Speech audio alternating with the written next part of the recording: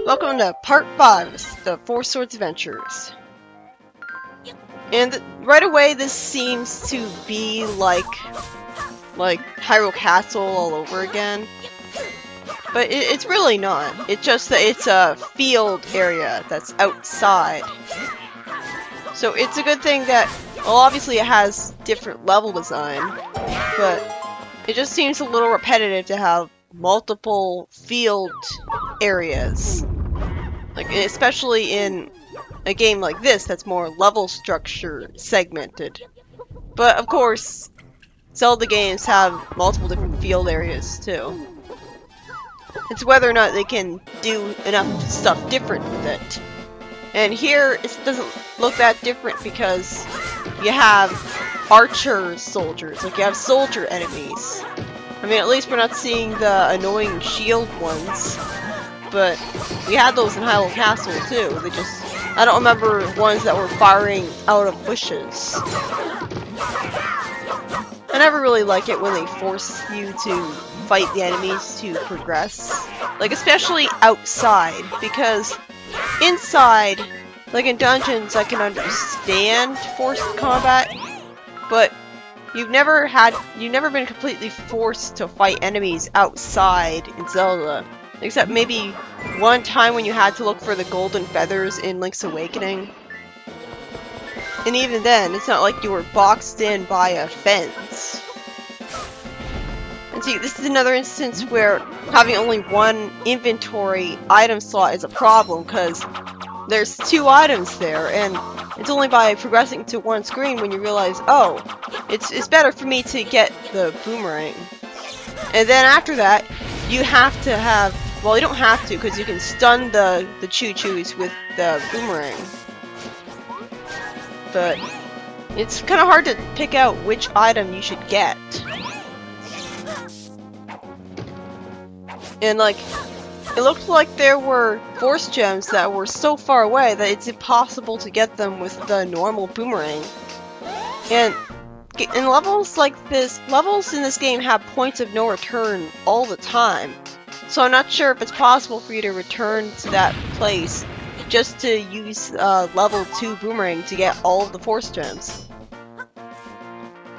You'll see here that I'm suffering from the fact that for some reason they don't have the walls be cracked to show you where exactly to bomb them. This is the point where a guide really comes in handy.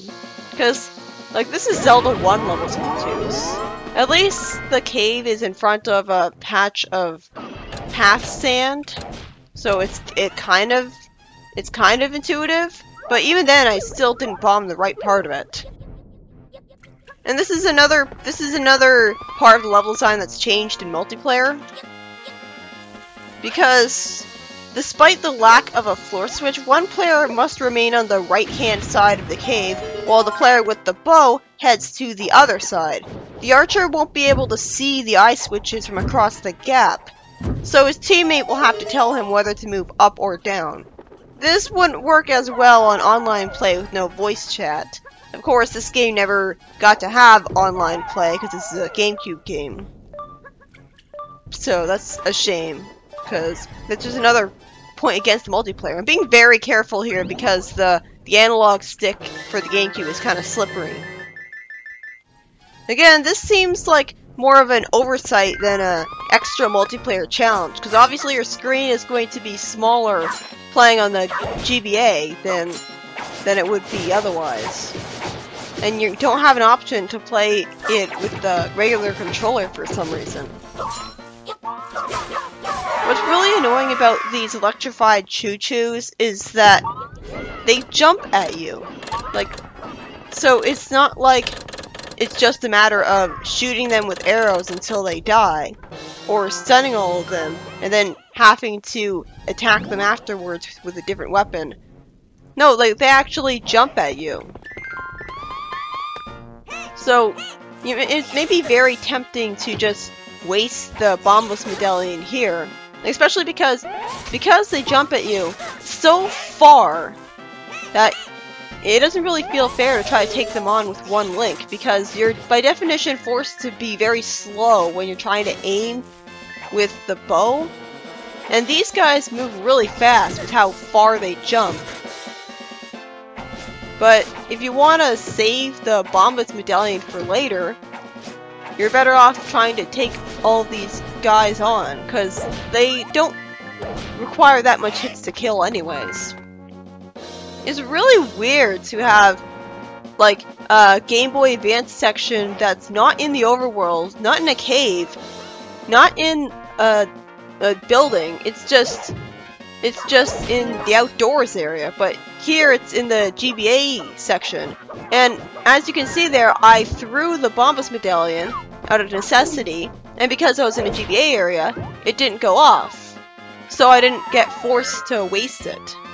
I believe there's force jumps under that boulder, but I don't really care. I'm not going to go completely out of my way to get as much cash as physically possible to 100% complete all of the levels, because that sounds like it make things take longer than it should. I didn't have to waste the bombs. Well, I guess it wasn't a waste, because those guys are invincible. The only way you can kill them at all is in this one... Well, you can use the hammer on them, but you don't get that until later. You can also kill them by having this cool concept with the moving house that spits fire when you push it. So you can just...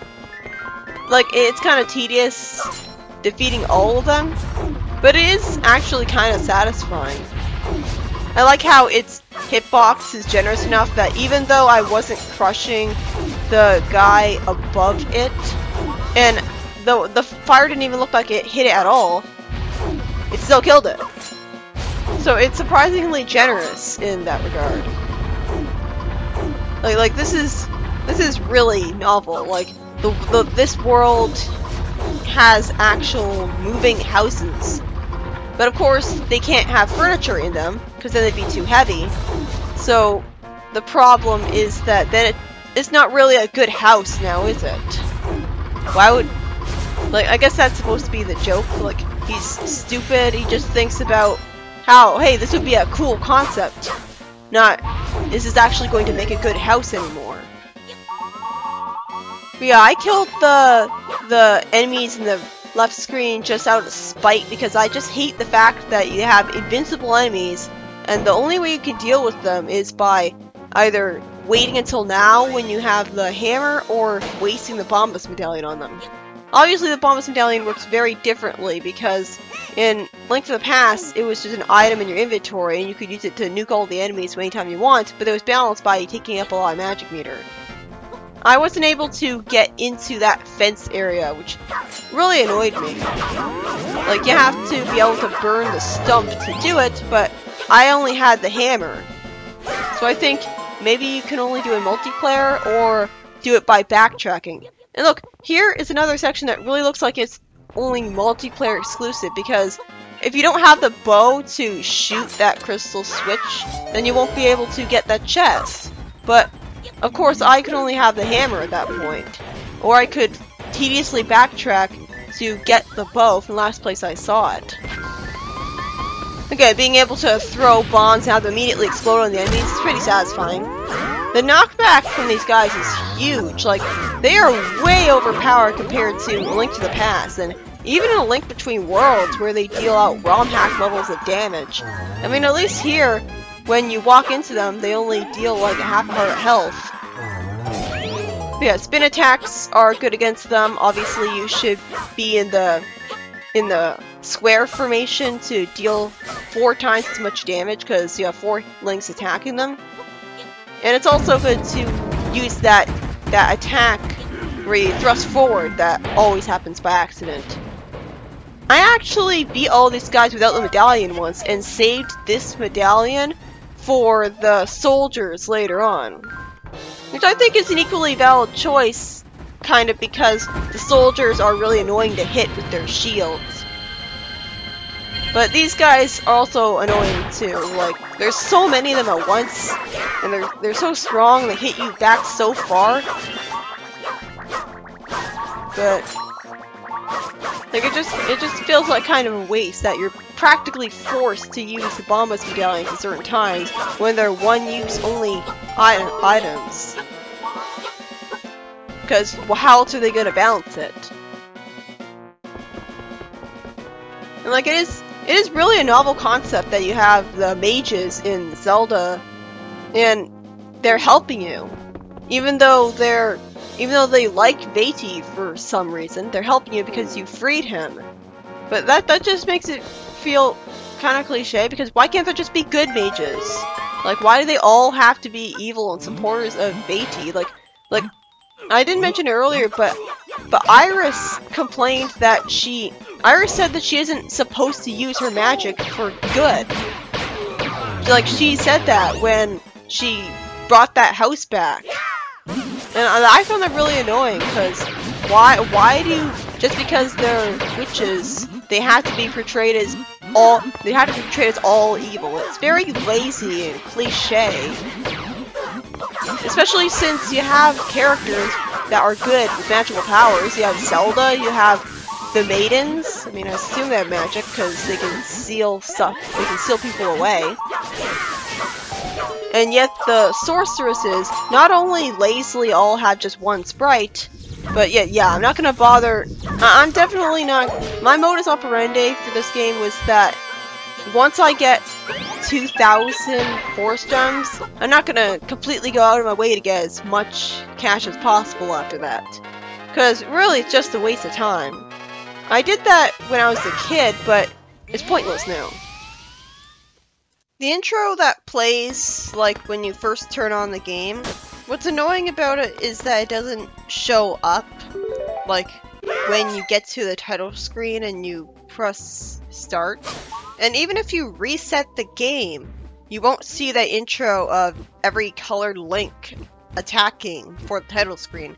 So, like, when you first turn on the game and you have an HD TV, it asks you if you want to go into progressive display mode, where it actually shows it in high definition. But after it does that, the Elgato kind of like stops for a little bit, and I didn't have quite enough time to start recording the intro at first.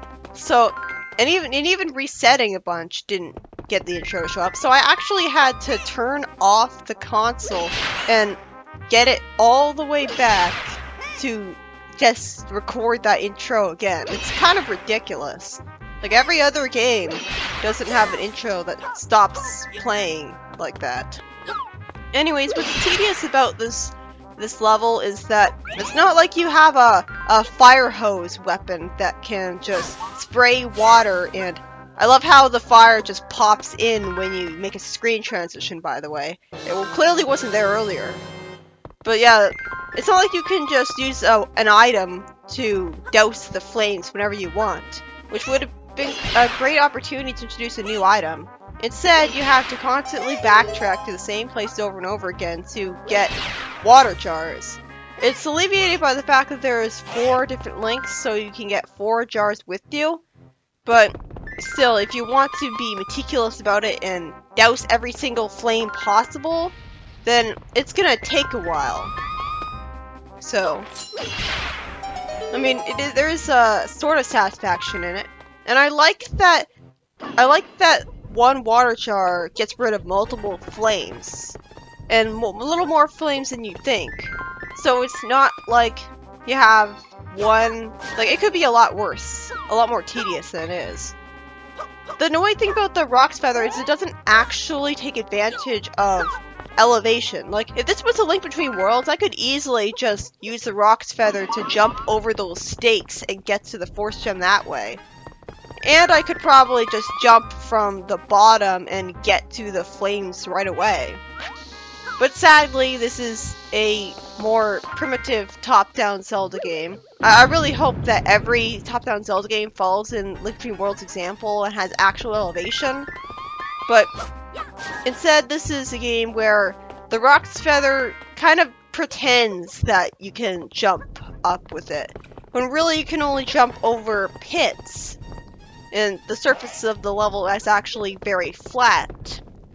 So, like, you can jump over bottomless pits, but that's about it. You can't use it to skip ahead in the level, which would have been cool, like a good reward for picking that particular item. I love that you can use a downward thrust with it, but that's really...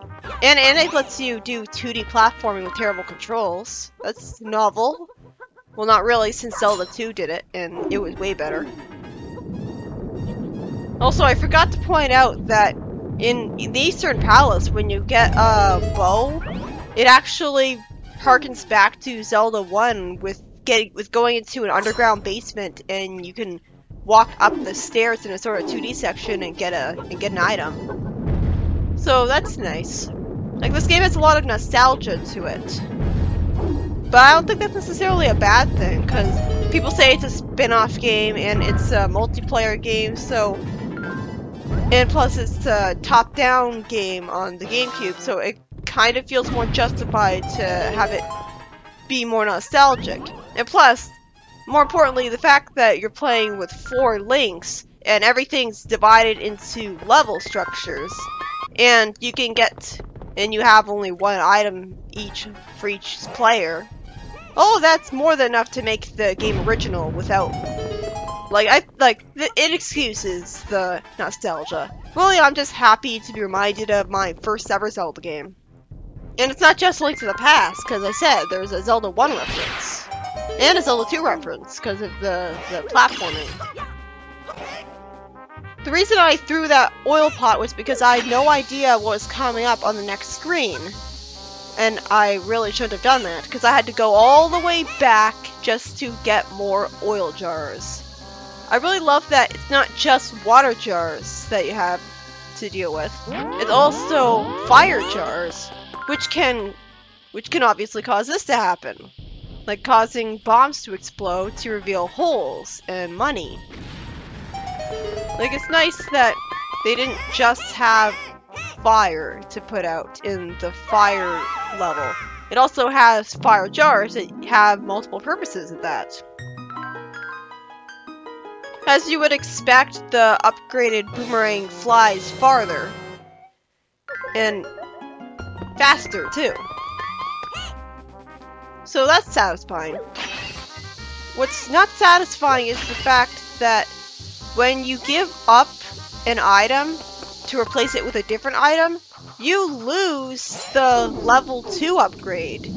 So, like later on I'm going to be forced to give up the boomerang, and when I get it back, it won't be level 2 anymore, so I won't be able to collect some force gems that are flying and really far away from me. It feels like a fundamental oversight in how they're handling the item inventory system. That was kind of funny. I really didn't expect there to be 2 bombs in a row blowing up on me. Like, you can't even talk to Tingle. He's just there, and you can pop his balloon for video game cruelty potential. But yeah, like, I really don't understand why they can't just remember that the item was level 2, and you can pick it up, and now now you got your level 2 item back. Instead, because it said you have each item for a pretty short amount of time, so you only get to enjoy the level 2 upgrade for a tiny bit. It's not really that intuitive that when the boulder lands in the pit, it actually stays there for long enough for you to walk over it. Because you expect that the boulder will just fall into the pit and that's it. But like instead it gets lodged in there. And for just long enough that you can walk through it. Like if it could fall in, then you'd think that it would just fall in right away. Like it doesn't look like there's any sort of outside force acting upon it to push it in so it can fall in. Like there's no weight falling down on it or anything. Plus I was all distracted by trying to get the force gems with the boomerang, so I'm not really sure what the thing is that's covering the force gems, but whatever it is, it's arbitrarily forcing you to have another use for the oil jars, where you can throw them at the force gems and break them out of the carbon or whatever, so you can collect them. And they use the moving house concept again, and this time it's to move And then this time it's to get access to a cave. And it's different from the firehouse because there's no fire shooting out of it. But, like, it really is... Like, this is really just a idiot plot here, because he should have known that in a mountain full of Gorons, that building a house right in front of a cave wasn't a good idea. I mean, even if he had a back door entrance where you could go through the house to get to the cave, that's still forcing a guy to go through someone else's house to get to their own house. Like, he has the bandit sprite, so maybe he's just unscrupulous like that, but he acted like he honestly had no idea. I hate how the fire from the oil jars can actually damage you, which is pretty easy to happen because the fire created is a lot larger than you'd expect it to be, which is good for covering a lot of distance and like reducing the amount of backtracking you have to do, but not good for avoiding getting hit. Now, a new thing that this game introduces is one, you can charge up the hammer in the first place, and two, after you do so, you can actually reveal bumps in the floor that irritatingly they disappear after a while, and I don't really see why. I'm guessing this is another showing off of the GameCube technology, because no other top-down Zelda game really does this, like altering the terrain like that. And like it's lampshaded how for some weird reason Gorons are afraid of fire that they're immune to. I mean, it does look dangerous, but like it does look dangerous at least, and maybe it's really young. Like, the plot obviously is that the Shadow Link has set fire to the mountain, but it really doesn't... What's the justification for him doing that? Like, what does he have to gain from it? I can only assume that he was told to by Beatty because it's to slow Link down, to make him waste a whole bunch of time putting out the fire. Or because he wanted to spite the Gorons, except the Gorons are immune to fire, so why? I mean, first off, like, something I immediately thought of the minute I saw the first Goron on this level. Like, you have water jars, like, in the cave right next to you. Why do I have to be the one to put out all the fire? I mean, it looks like a pretty simple task for all the Gorons to do this, but instead they're just sitting there and watching some humans do it. Like it's very arbitrary.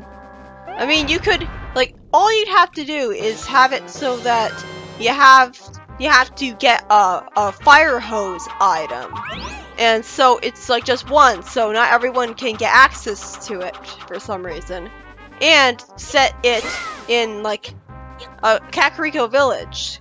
So it's not like all the villagers are immune to the fire and should really not care whatsoever that there's fire everywhere. But instead, it's put in the Goron village, and they should really be able to just reach the water jars themselves. It's a nice touch that the Boomerang can bring the bombs to you, because it never really lets you do that. But it's annoying here because if the bombs get brought to you, then they can explode on you. Although the bombs do stun the Shadow Links for some reason. Like, he gets stunned by so many different things. I wonder if the Shadow Links have a sort of identity crisis or something from not only being based on somebody else, who is already split into 4, but also there are like tons of different Shadow Links already, so none of them are unique in the slightest bit. And like, they seem to have at least some sort of intelligence because they're able to do stuff like set fire to places, and, like, other non-animal restricted stuff. But, like, do they have any sort of free will at all? Are they just forced to do the stuff they're doing because they're being controlled by Vati? Well, I know it's Vati, but I always call them Vati, so whatever. What's different about this particular... Like, my point is that Shadow Link isn't exactly a deep villain, which kind of sucks since, well, he's Link's evil twin and all, but you think that they would put more care into that instead of just being as cliche as possible. But anyways, what's different about this in multiplayer is that he'll get his head stuck in the boulders for a lot shorter of a time in multiplayer, so one player has to be outside while the other player has to be inside so that they're immediately ready to attack him. Like, here it really feels artificial that you have so much time to attack him, because I kept feeling like the time was going to run out at any moment. It doesn't feel satisfying at all hitting him with the hammer in this game, because like it just makes a dinky little sound. It doesn't feel like it has enough impact at all. Like the skull hammer, like hitting the Helmet Rock King with the skull hammer was satisfying. But in this game, it's just like you go into a GBA area where the Helmet Rock King's head looks weird and not all like the way it does here, and you just hit him a few times, and it feels like you're kind of walking through him and clipping through him at that, so it's not much impact to it. What I really hate about this boss fight is that, again, I'm constantly missing him. Why? Like, I get the impression in top-down games that when I go north, like when I'm throwing the bomb north, so that means I'm throwing it upwards as a result. But I keep throwing it upwards and it doesn't hit him. Like, is it that I have to hit him in a very specific way? Like, why can't I just throw the bomb north? Like, why can't I just throw the bomb left or right and have that be enough? Why does it have to be so finicky? Like, this boss really drags out. At least you can use the spin attack to kill him faster, or can you? Because, like, I'm not sure how scripted the boss fights in this game are, but like is it scripted with Phantom Ganon? Because it would really suck if they programmed it so that it doesn't matter what you do to him as long as you hit him X number of times, because that's not really rewarding skill at all. It's obviously unique to have Helmet Rock King be terrorizing a mountain instead of what he normally did in Wind Waker. Although technically the islands in Wind Waker were mountains. They're the mountains from Hyrule, and the ocean was just on top of all that. I'm guessing what Beatty has to gain in keeping these barriers here is that it's to slow Link down. But Link already knows that he has to collect 2,000 Force Gems to get to progress. And like the big problem is, why does your Force Sword lose its upgrade every time you complete a level? Like, it's only really there because it's split into levels. I honestly wish that every Zelda game could be split into levels, if only because then, like, you could just pick a part of Zelda that you love, and you could just infinitely replay it. With every other Zelda game, you have to start a whole new file just to replay a dungeon.